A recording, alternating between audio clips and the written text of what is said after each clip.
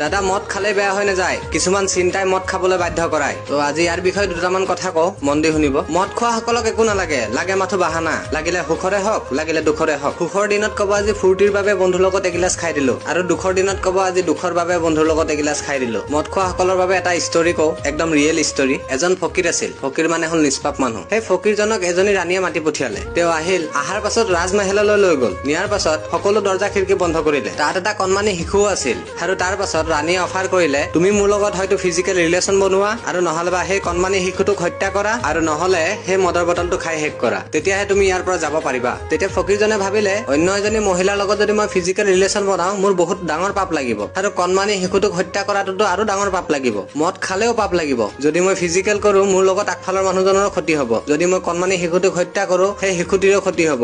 মদ খাই দিলে অকল মোৰে ক্ষতি হব, সেই বুলি সেই মদৰ বটলটো খাই শেষ কৰি দিলে। আৰু তাৰ পাছত তাৰ চকুত পৰিলে ৰাণীজনী, ইমান ধুনীয়া চেহেৰা দেখি সি নিজকে চম্ভালিব নোৱাৰিলে, আৰু হৈ গল তাইৰ লগত ফিজিকেল ৰিলেশ্যন। আৰু তাৰ পাছত তাৰ চকুত পৰিলে সেই কণমানি শিশুটিয়ে তাক সেই ৰিলেশ্যন কৰা দেখিলে। শিশুটিয়ে বাহিৰত মানুহক জনাই দিব বুলি ভাবি সেই শিশুটিকো হত্যা কৰি পেলালে। যিজন মানুহে 3টা পাপৰ পৰা এটাও কৰিবলৈ ৰাজি নাছিল, সেই মানুহজনে মদ খাই গোটেইকেইটা পাপেই কৰি পেলালে। তেতিয়াহ'লে ভাবি চাওক মদ খোৱাটোৱে কিমান ডাঙৰ ঘটনা কৰি দিব পাৰে। গতিকে মদ খাবলৈ এৰিবলৈ চেষ্টা কৰক।